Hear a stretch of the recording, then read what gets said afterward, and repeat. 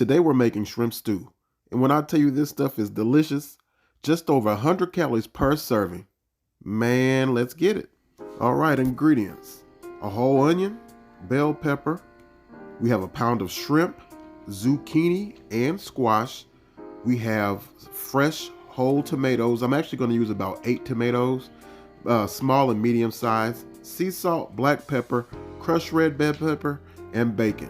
What I did, I chopped up all my ingredients beforehand. I cut my zucchini and my squash into probably 3/4 inch by 3/4 inch cubes, and I diced my tomatoes. These will cook down. Just dice them roughly, rough chop them. Onions and bell peppers all in the boat. I used about half of the zucchini and half of the squash, and it was a large one. In a Dutch oven, I'm going to take 6 strips of bacon sliced up, and we're just going to brown that up and render that bacon down. Once that bacon is done, we will remove it from the Dutch oven, and we're going to keep the residual fat from that bacon and saute up our veggies.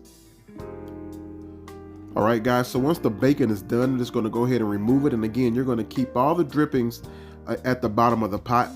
Then we're going to go ahead and saute up our vegetables. Now, if you don't know, typically squash cooks a little softer than zucchini. Zucchini is a little bit more firm when you cook it. So when you cook this or you make this stew, it's going to give you a nice contrast, almost to as if the zucchini, it tastes and cooks and eats like a potato, and the zucchini is going to give you a little bit softer texture within the stew, to where each of them is going to provide a really nice balance when everything is done. This is a healthy stew. This stew is only going to run you about 100 calories per serving, and it hits the spot on many levels. So once we have that fat rendered down, I did add a little bit more bacon fat to my pot just to make sure I had enough. We're going to go in with all of the vegetables, and we're just going to saute them up for a few minutes. The reason I do this is because I want to make sure that I have some nice flavor on the vegetables and get them browned up a little bit, but I'm also going to remove them because I don't want to overcook my vegetables. So I'll remove them before we start cooking down those tomatoes to ensure that I don't overcook that zucchini and squash. There's nothing worse than mushy zucchini and squash. All right, once you've had your vegetables sauteing for about 2 to 3 minutes, I went on and added in some minced garlic. This is optional. I added in about a teaspoon of the minced garlic just to get that flavor in. Then we're going to be pulling these vegetables soon. Again, if I had to measure, I had about 3 cups of zucchini, 3 cups of squash, a whole onion, half of a red onion, and about a whole small bell pepper. Okay, now that we got everything sauteed, you can see this is the way we want it. I'm just going to remove it and put it in a bowl, and immediately we're going to go right back into this Dutch oven with our sliced up tomatoes. I had 5 displaying, but I wound up using about 8 tomatoes altogether. That's going to give you the right consistency, and what we're going to do is just allow these tomatoes to cook down, add a little salt, a little garlic, a little pepper, cover them up, and just let them cook for about 20 to 30 minutes. You'll see those tomatoes start breaking down really nicely. You don't have to worry about peeling them or anything. As they cook, they will get soft enough and you won't recognize those peelings at all.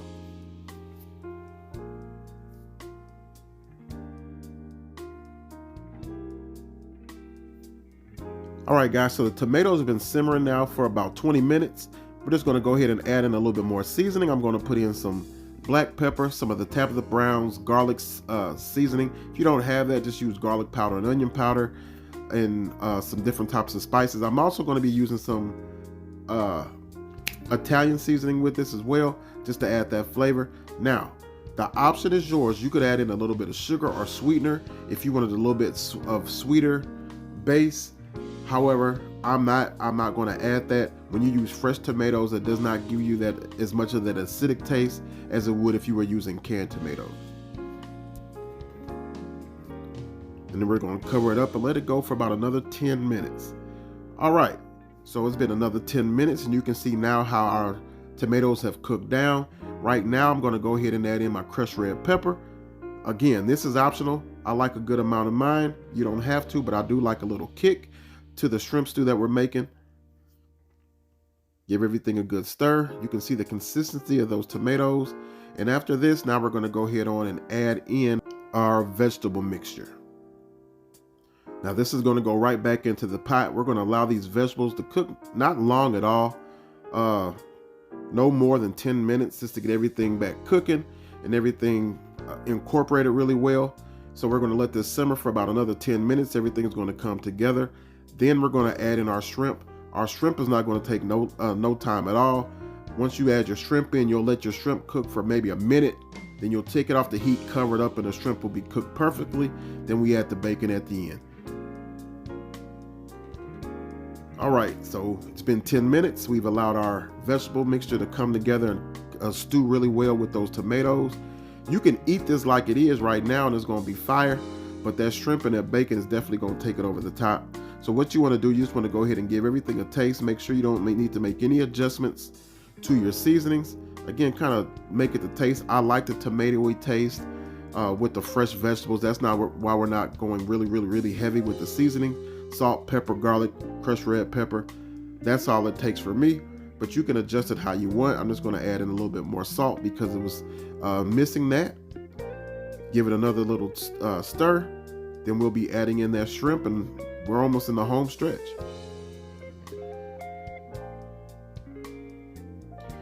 All right, so now we're just minutes away from this stew being ready. Again, now we're just going to go ahead and add in that fresh shrimp. You're going to give it a stir. We're going to allow the shrimp to cook for about 1 minute on the heat. Then we're going to go ahead and turn the stove off, cover it up, and let it continue to cook for a few minutes, and the shrimp is going to come out perfect. That residual heat will cook the shrimp to perfection to where it won't be chewy or anything like that. It'll be perfect.